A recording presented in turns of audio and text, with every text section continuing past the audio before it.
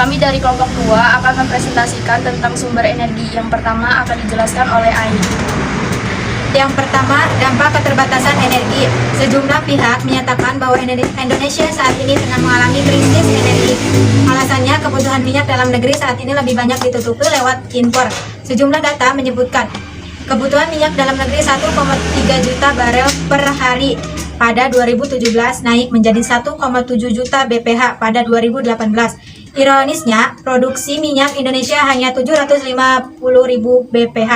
Posisi energi Indonesia saat ini bisa dikatakan dalam kondisi yang sekarat. Kenapa?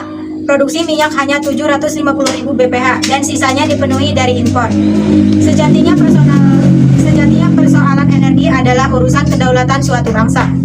Ketergantungan energi yang dialami Indonesia terhadap negara lain, seperti saat ini, bisa mengancam kedaulatan. Selain itu, impor energi ini juga menguras anggaran negara. Yang kedua, pengertian sumber energi. Berdasarkan definisi dalam Undang-Undang RI Nomor 30 Tahun 2007, Bab 1 Pasal 1, sumber energi adalah yang dapat menghasilkan energi, baik secara langsung maupun melalui proses konversi. Adapun sumber daya energi adalah sumber daya alam yang dapat dimanfaatkan baik sebagai sumber energi maupun sebagai energi. Dilanjutkan oleh Anita. Jenis sumber energi berdasarkan kelestariannya. Sumber energi terbarukan adalah sumber energi yang bisa diperbarui sehingga dalam penggunaannya dapat dengan cepat dan mudah didapatkan. Sumber energi ini memiliki kelebihan tidak mencemari lingkungan, contoh energi matahari, energi panas bumi, energi angin, dan energi air. Energi terbarukan adalah sumber energi dari sumber daya alam yang tidak dapat diperbarui, artinya ketersediaannya di alam ini terbatas karena proses pembentukannya yang memerlukan waktu yang sangat lama, contoh minyak bumi, gas alam, dan batu bara. 4. Penggunaan sumber energi. Yang pertama, penggunaan energi untuk keperluan industri. Berbagai industri, baik industri kecil maupun besar, memerlukan sumber energi dalam proses produksinya. Sumber industri yang bisa digunakan adalah minyak bumi, batu bara, atau gas alam. Untuk industri kecil, tak jarang juga proses pembentukannya yang memerlukan waktu yang sangat lama, contoh minyak bumi, gas alam, dan batu bara. 4. Penggunaan sumber energi. Yang pertama, penggunaan energi untuk keperluan industri. Berbagai industri, baik industri kecil maupun besar, memerlukan sumber energi dalam proses produksinya. Sumber industri yang bisa digunakan adalah minyak bumi, batu bara, atau gas alam. Untuk industri kecil, tak jarang juga memanfaatkan sumber energi dari kayu untuk bahan bakar. Penggunaan energi untuk keperluan rumah tangga. Rumah tangga juga memerlukan bahan bakar dalam kegiatan sehari-hari. Kayu bakar dan gas digunakan untuk memasak, listrik digunakan untuk penerangan, menyetrika, menyalakan televisi, radio, dan juga memasak. Penggunaan energi untuk keperluan transportasi. Sektor transportasi juga salah satu sektor yang memanfaatkan banyak energi terbarukan. Hal ini karena bahan bakar untuk kendaraan di Indonesia masih didominasi oleh bahan bakar minyak atau BBM. Penggunaan untuk sektor transportasi juga menimbulkan beberapa masalah, yaitu menimbulkan pencemaran udara. Penggunaan energi untuk keperluan komersial. Penggunaan energi untuk komersial seperti sektor perhotelan, rumah sakit, atau rumah makan antara lain listrik, LPG, BBM, dan gas bumi. Yang terakhir dijelaskan oleh Maulida. 5. Pembangkit tenaga listrik. Pembangkit listrik adalah sebuah alat yang dapat membangkitkan dan memproduksi tenaga listrik dengan cara mengubah suatu energi menjadi energi listrik. A. Pembangkit listrik tenaga nuklir (PLTS). Pembangkit listrik ini menggunakan energi panas yang dihasilkan oleh reaktor nuklir untuk memutarkan turbin uap dari turbin ini. Energi mekanis diubah menjadi energi listrik. B. Pembangkit listrik tenaga air. B. Pembangkit listrik tenaga air (PLTA). Pembangkit listrik ini mengandalkan energi potensial dan kinetik dari air untuk menghasilkan listrik. C. Pembangkit listrik tenaga angin (PLT angin).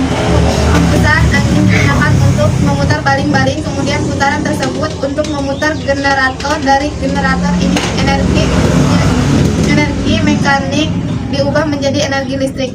D. Pembangkit listrik tenaga uap (PLTU).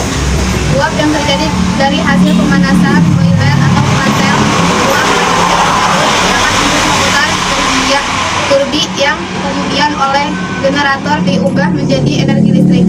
F. Pembangkit listrik tenaga surya (PLTS). Menggunakan cahaya matahari sebagai bahan utama. G. Pembangkit listrik tenaga ombak (PLTO). Salah satu energi di laut tersebut adalah energi ombak yang merupakan sumber energi yang cukup besar. Dampak penggunaan sumber sumber daya energi terhadap lingkungan. 1. Energi ombak atau tenaga ombak dan energi pasang surut. Pemasangan dan perawatan unit pembangkit listrik tenaga ombak dan pasang surut biasanya menelan biaya besar, dan lingkungan hidup juga terkena imbasnya. Pemasangan dan perawatan unit pembangkit listrik tenaga ombak di pasang surut biasanya melawan biaya besar, dan lingkungan hidup juga terkena imbasnya. 2. Energi air.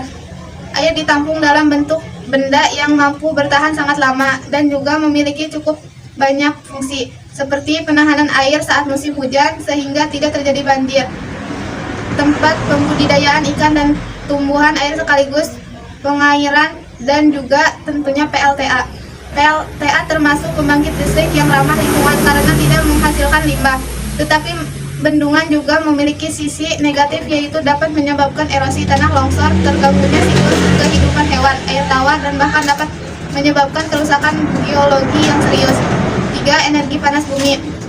Pembangkit listrik tenaga panas bumi atau bisa disebut energi geothermal adalah energi yang memanfaatkan panas dari dalam bumi.